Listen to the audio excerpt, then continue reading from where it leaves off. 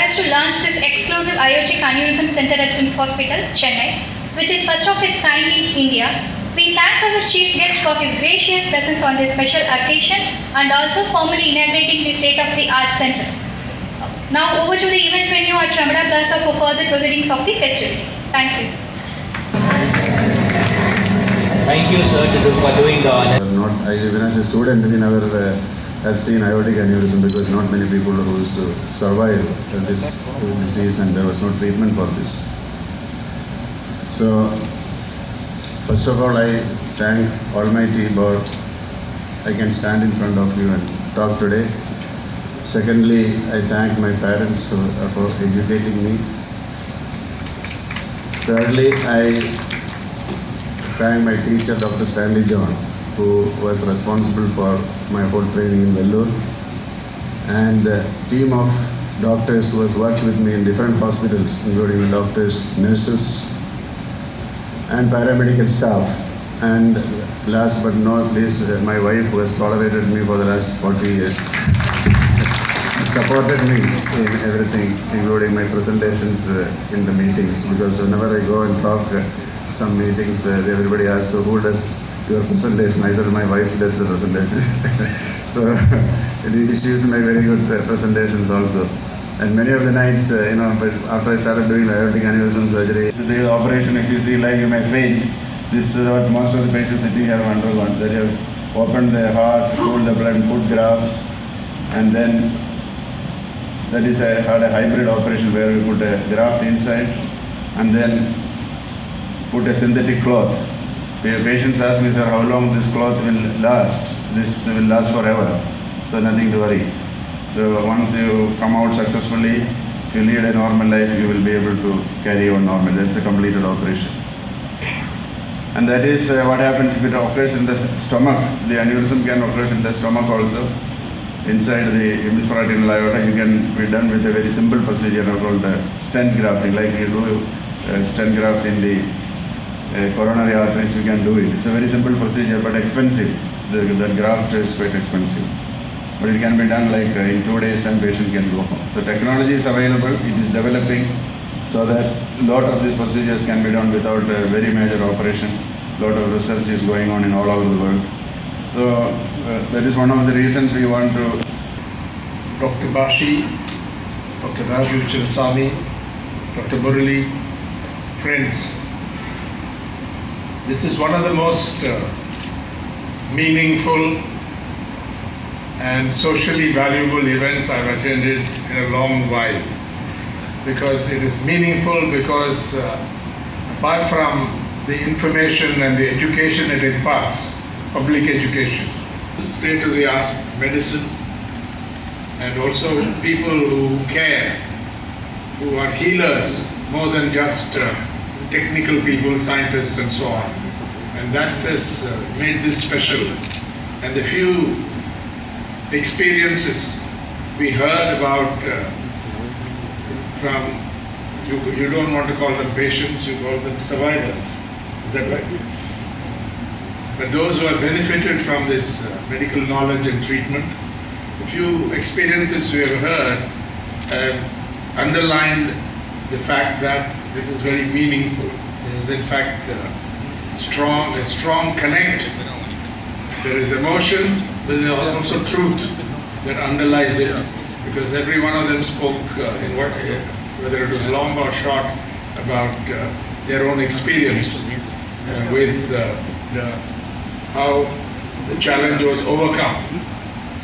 So that's why I think it's useful. I'm delighted that we have all of us together launched India's first exclusive center for aortic diseases. It's quite a modest claim. You didn't say that this is best and so on, but the first, which is a fact. But I can assure you that this is the best. Way and ahead the best, not just as a center, but the team of people behind it. And now with infrastructure provided, I also want to compliment SIMS and my friend Ravi Pachamuthu. I know the family very well, SRM. I am on the board of governors of one of their universities in Amaravati in Andhra Pradesh, and I know many members of that family support this. But so far as the SRM hospital is concerned, SIMS hospital is concerned, SRM Institutes for Medical Science,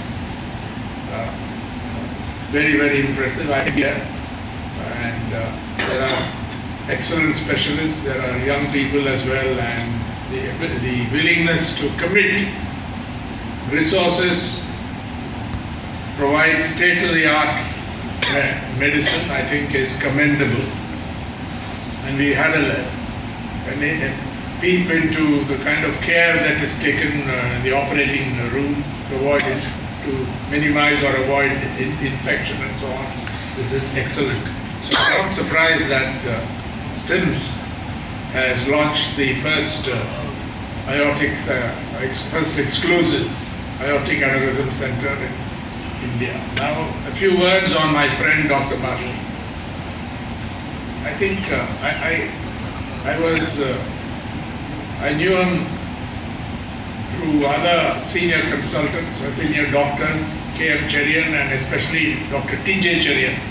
I was measure that the productivity of their surgeons and physicians by the number of patients they see every day, the number of operations they perform, the number of investigations that are ordered, reference was made to that.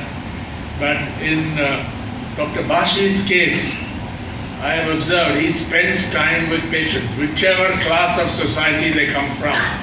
He spends time with them, he asks them to come back for reviews, he educates patients, he orients them after the surgery and so on.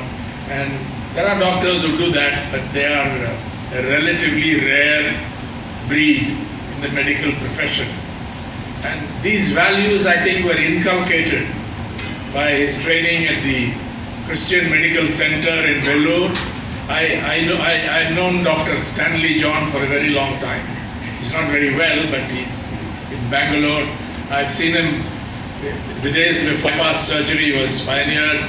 I think from the dome I watched him operate. He set a record of kind. And there are Dr. Muralidharan, who's in Coimbatore. People like that who are outstanding medical people, I think they inculcated in their students and accomplished young surgeons and physicians values that I think have stood them in very good stead. And Dr. Bashi and his team continue to live up to those values every day, which is what I think makes them special.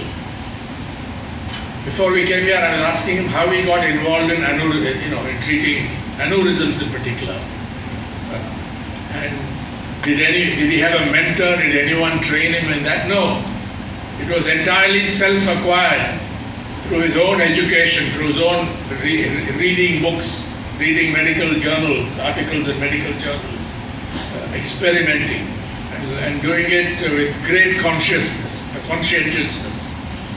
This, I think, is the way to go, and we have observed this in SIMS. Coming to this issue, I don't think it will be appropriate for me to say anything about aortic disease, aneurysms. The other day when Dr. Bashi came home to brief me, I got a little lesson. I thought I knew a bit about aneurysm. We think we are well informed.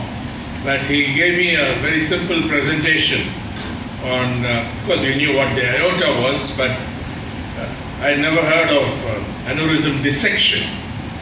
The difference between aneurysms, the aorta being swollen, dissection, a tear in the aorta, occlusion, blockage of the aorta and so on. And he also educated me on the risk factors, including alcohol consumption, you said.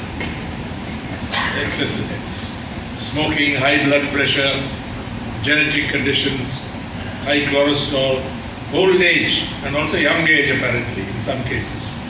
So this was quite an education. And so I asked him about symptoms and so on. Most people don't know about it. This is what I'll come to. are part of the field. The need for awareness. Professor Amartya Sen and various others have called attention when there are major social issues such as hunger, such as nutritional emergency, such as failure of rain and other causes that cause severe droughts or famine. Amartya Sen, Professor Amartya Sen, the Nobel Prize-winning economist, has called attention to the role of the press in blowing the whistle on conditions that lead to that emergency. I myself have written on this subject, the role of the Indian press. When the condition is endemic, I think we don't do very well. But when there's an emergency-like situation, the Indian press, over time, so far as famines are concerned, has performed its job quite well, blowing the whistle on dangerous conditions. But there is something called silent hunger. There could be an emergency, that symbol that Professor Bashi showed of the cheetah, what we are talking about, when it could be silent, the disease could be silent. Either the symptom could be very silent, in the sense you don't realize it, you're taken aback, or there is misdiagnosis, sometimes by lay people themselves. There's not enough information in the public sphere, or if there is information, it doesn't reach people at large. It's a huge challenge, particularly in a country where there is still a lot of illiteracy and very backward conditions, lack of education. We are progressing in one way, but there is a huge mass of deprivation on the other. So under these conditions, how do you reach people and inform them meaningfully? I think there are various ways of doing it, and today, September 19th, which is, there are world, UN has this system and so on. They have this Global Aortic Awareness Day, which is largely about dissection, is it? And the Swedish former business executive Timo Soderlund, Dr. Bashi, sent me a link to a little video presentation where he speaks about this. I think this is an excellent way of doing it. He emphasizes, Timo Soderlund, the need to connect people who are, the relevant people. There could be patients or survivors, there could be experts in the field, there could be families of those survivors. Connect them, make them share experiences. I was asking Dr. Bashi, you think that will work in India? He said, absolutely, they're trying to do that. Connect people in a meaningful way so that they can draw on each other and get support and solidarity, often valuable information about who does what, where to go, whom to avoid also. I think this information, can be valuable. So that is one way, but my own field, the news media, and also the other media, I suppose, have a big responsibility in this respect. You can do it through IC, but as journalists have to be very careful about, because too much marketing often goes against that professional code. At the same time, they have to get people to know, inform people about what is available, but also to do well. The hospital has to thrive if it's to continue to provide service. But the government also has a huge role in it, but very often they fail to live up to expectations. Although in this state there is some good progress, primary healthcare centers and at various levels.